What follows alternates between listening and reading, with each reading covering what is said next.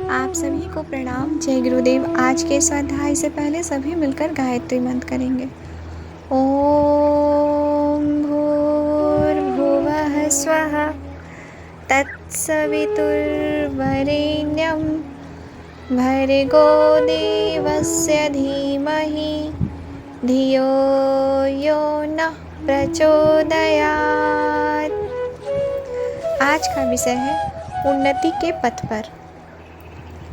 जीव का स्वाभाविक धर्म ऊपर चढ़ना, उन्नति करना, आगे बढ़ना, विकसित होना है। आत्मिक सुधार के कारण ही मनुष्य विभिन्न दिशाओं में अपना विकास करता है। रोटी, कपड़ा, घर और आराम की मोटी व्यवस्थाएं हो जाने से कोई व्यक्ति मज़े में जीवित रह सकता है, पर इतने मात्र में किसी को आत्मसंतोष नहीं हो सकता। जीवन की विभिन्न दिशाओं में उन्नति करने की हर मनुष्य को अभिलाषा होती है और उस आकांक्षा की पूर्ति हुए बिना आंतरिक शांति उपलब्ध नहीं होती। उत्थान की अनेक सीढ़ियां हैं, उन पर चढ़ता हुआ जीव आत्मोत्थान तक पहुंचता है। शारीरिक, आर्थिक, बौद्धिक, पारिवारिक, दाम्पत्यिक उन्नति को करता हुआ मनुष्य यश, प्रतिष्ठा, आदर, नेतृत्व एवं सुख सुविधा का अधिकारी बनता है। धार्मिक, परमार्थिक,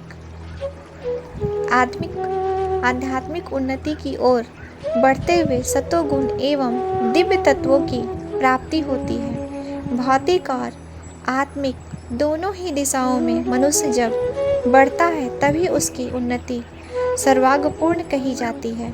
सांसारिक योग्यताएं एवं सामर्थ्य भी होनी चाहिए। सामर्थ्य को ही त्याग कहा जाता है। जो अभावग्रस्त एवं दीनहीन है वह अपने को त्यागी नहीं कह सकता और न उसे त्याग का आनंद मिल सकता है। सांसारिक उन्नतियों की भांति आत्मिक उन्नति की अनेक सीढ़ियां हैं। इस मार्ग में भी जैसे जैसे ऊपर को चढ़ते जाते हैं वैसे ही वैसे अनेक दिव्य संप्रदाय उपलब्ध होती है। आत्मिक क्षेत्र की संप्रदाय इतनी अनूठी है कि उनकी तुलना में संसार का बड़े से बड़ा सुख एवं वैभव भी तुच्छ बैठता है। उस उन्नति पर मनुष्य बहुधा अपने बलबूते ऊंचे नहीं चढ़ पाता। माता की सहायता से यह उत्कर्षण पथ की यात्रा सरल होती है। माता की कृपा, सहायता एवं प्रेरणा से साधक का उत्साह बढ़ जाता है और रास्ते की कठिनाइयों से डरने के बजाय उन्हें परास्त करने का साहस पैदा हो जाता है। चढ़ाई का मार्ग कठिन होता है, निश्चय ही उसमें काफ़ी श्रम पड़ता है और बड़े साहस तथा धैर्य से काम लेना होता है।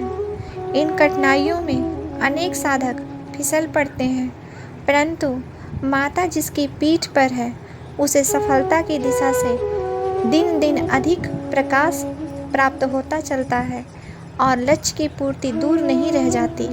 वह सांसारिक और आत्मिक दोनों दिशाओं में अग्रसर होता है। आगे है बंधन से मुक्ति। मनुष्य अनेक बंधनों में बंधा हुआ है।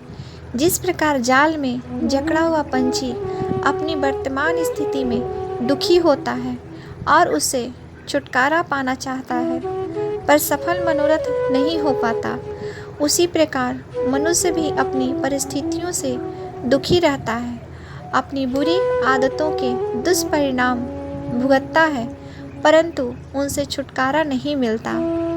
रास्ता खोजता है पर मार्ग नहीं मिलता। जेलखाने में बंद पड़े हुए कैदी की तरह उसके प्रयास विफल होते रहते हैं और मुक्ति का द्वार बंद दिखाई पड़ता है। ये बंधन क्या है, कैसे है, किसके द्वारा बांधे गए हैं, इतना समझना भी कठिन है।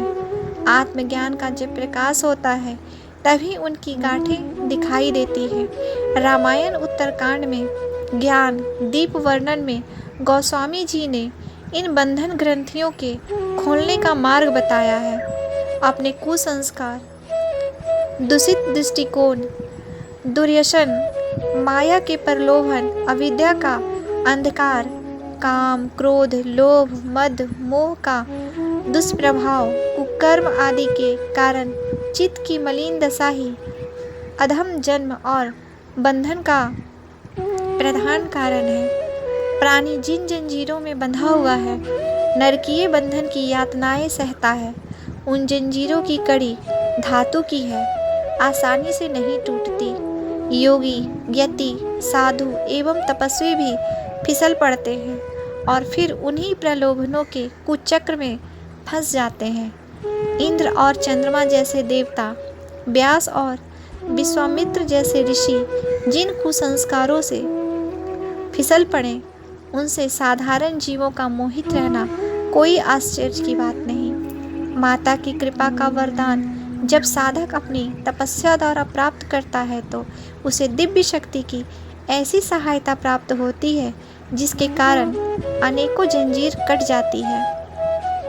कर्म बंधन, भोग बंधन, संस्कार बंधन, स्वभाव बंधन, मोह बंधन आदि जंजीरें माता की दिव्य शक्ति से कट जाती है तो साधक को जीवन मुक्त दशा का ब्रह्मानंद सहज ही प्राप्त होने लगता है। आजीवन कैद से छूटने वाले कैदी तथा जाल में जकड़े हुए पंछी को छुटकारा मिलने पर जो सुख होता है, उससे अनेकों गुना सुख भव बंधन में असंख्य जन्मों से जकड़े हुए प्राणी को मुक्ति पाकर उपलब्ध होता है। इस आनंद को प्राप्त करने का मार्ग गायत्री माता की शरणागति ही है। आज के लिए यहीं तक। आप सभी को प्रणाम। जय गुरुदेव।